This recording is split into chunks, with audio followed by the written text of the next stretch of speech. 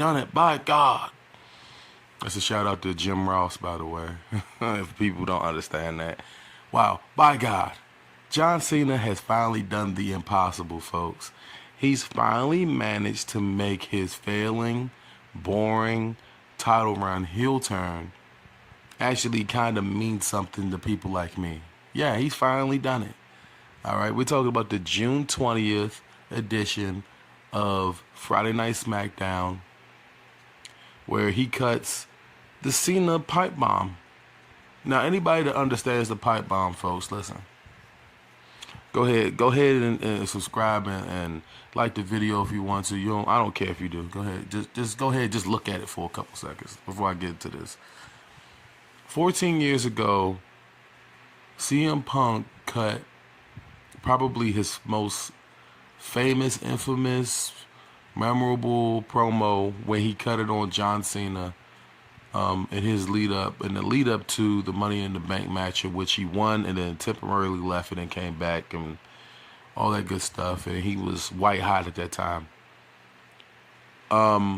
This is not the same thing with Cena.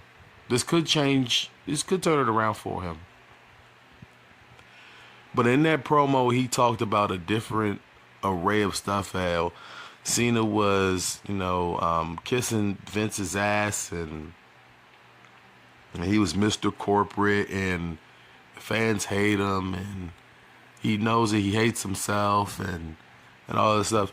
So basically, this promo was a reversal of something that happened 14 years ago, which is absolutely great. It's one of the best things that they could have done during Cena's heel turn and everything like that. If you haven't watched it by now, look, I'm going to probably link to the full promo down in the comments below, so you can, or not the comments, but the description. I'll put it in the description. I'll give you guys like a long paragraph or a synopsis of the history between John Cena and CM Punk. I'll do that just for you guys down in the comments below. Okay, so like the reason why I'm doing a video on this is, number one, because I can, right? And number two, I didn't get the chance to do it 14 years ago. You guys understand that? Like, this video for me is 12 years in the making, right? But it's more so 14 years in the making, because at the time I could not get on social media to express how I felt about what CM Punk said about John Cena. Now I could do the opposite now. And I can talk about how I feel about what John Cena said about CM Punk. Of course, now, before I get to the most pipe bomb-ish thing that John Cena said during his promo, let's talk about some smaller points, all right? And in recent years, listen, I've been one of the toughest people. I'll get to that picture in a second.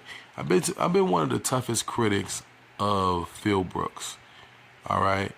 I've been one of the toughest critics of him when it comes to just the whole mystique around him and him being the best professional wrestler in the world. I never really bought that.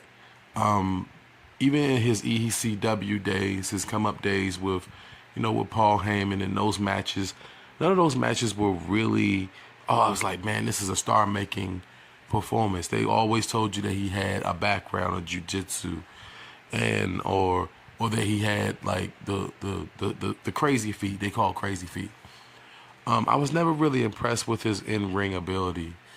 I've never really been, like, when you really sit down, you think about it. I know it's easy to jump down on Phil in a storyline like this because of the perspectives being changed. But when you really sit down and think about it, I've never thought about CM Punk as him being the best professional wrestler in the world. He was one of the best characters in the world, but I never considered him to be one of the best wrestlers. Even in his prime, even in his heyday, even before Straight A Society, even during his ECW days, his rises, the stuff that he's done with, the likes of Kofi Kingston and all those guys. Like I never really felt that way about him. All right? I never felt that way. I bring up Kofi because that was during his face run, for sure, where he didn't necessarily blur the lines. I think that there was storylines that he had with Randy Orton too. Like I just never got that indication that he was the best wrestler in the world. I never felt that way at all. And Cena brought that up in this promo. He brought it up. And I'm glad that he did, because I never really felt that way. I felt that he had a lot to say, but when it came to performing in the ring, I didn't necessarily view him as a top flight performer. Okay? Now, the most infamous part of this promo was when Cena brought up knocking down the fourth wall. And then he mentioned three names in particular, okay? He mentioned Nick Namath, all right? Dolph Ziggler, for people who don't know him. Claudio Castagnoli, all right? And most people should know Claudio without me mentioning his WWE name, Cesaro. And Matt Cardona, a.k.a. Zack Ryder. Out of the three of those guys, I'm going to tell you like this. I'm not saying that Cardona is not like necessarily a good wrestler, but him compared to Nick and Claudio, I don't think so. But when it comes to where they were on the card, when CM Punk was in his heyday, they were all, I would consider, upper middle card, where they were like on the brink of being in the main event. Does that make any sense? They were either on the brink of being in the main event or very close. And the reason why they weren't there for the most part is because CM Punk was there. CM Punk was in the main event in 2011, 2012, 13, 14. Like that, he was there in the main event during that time. And then guys like Claudio and Nick and Zack Ryder were upper mid card, kind of where a guy like LA Knight is. Where it's like LA Knight is clearly a star, but he's not being pushed like he's a star because of the fact that you still have a Cody Rhodes, you still have a Randy Orton, you still have a Sami Zayn, a Jey Uso. There's guys that are just kind of in his way. Does that make any sense? And I don't necessarily feel as though that any of those guys are better than LA Knight. LA Knight is not like a five-tier star wrestler. Same thing with CM Punk, Phil. He's not a 5-tier wrestler. He's a very good talker. And those guys could talk, they could talk you out your boots for the most part. But when it comes to completely entertaining you, that factor is not necessarily there. So Cena's promo or his pipe bomb is something that will be very, very memorable during his last run. It's probably some of his best work so far during his last run. I know he had a back and forth with Cody before WrestleMania that was really good. This is just another good mic work moment for John Cena.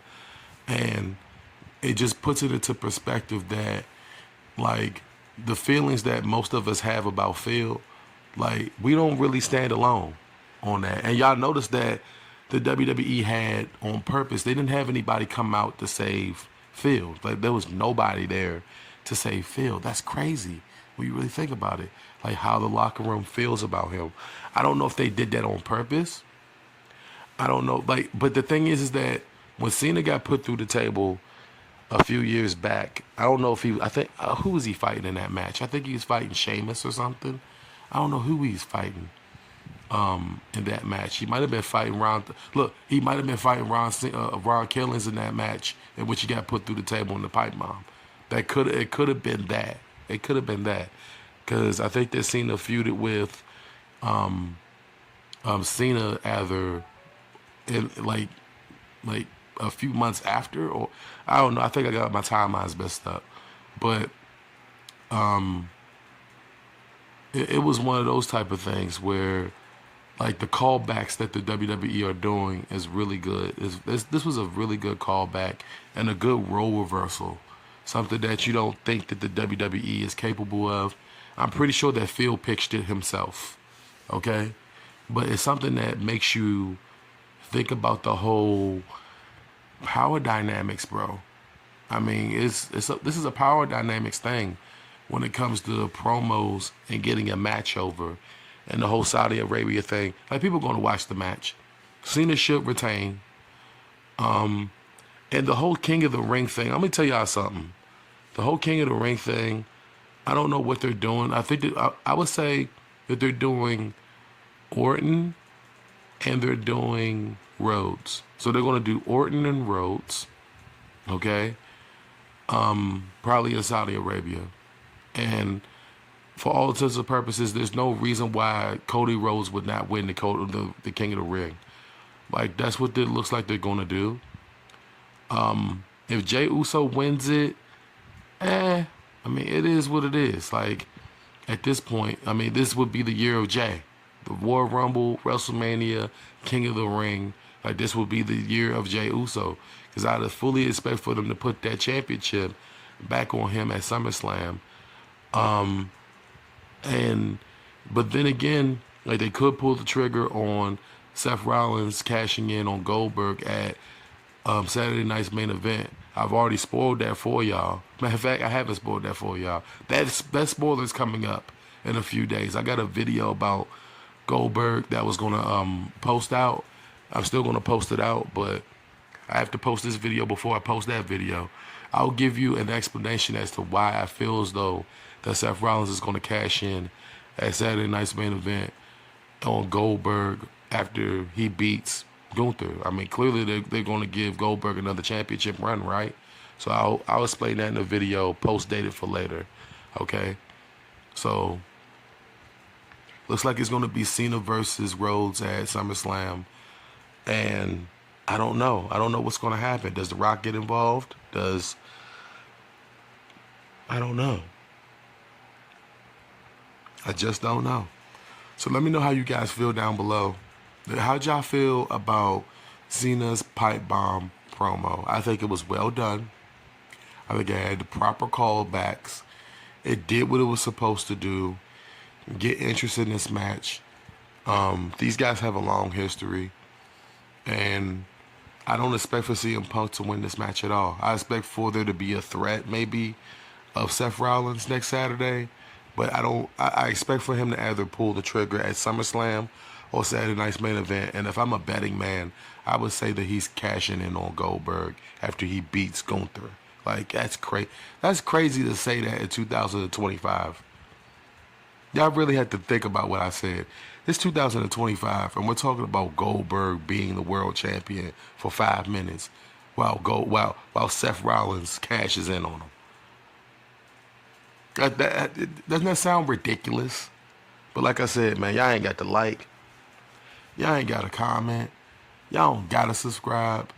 I mean, I'd encourage y'all to. But, you know, I know the YouTube algorithm does not like me. All right? I know I'm a star on this platform.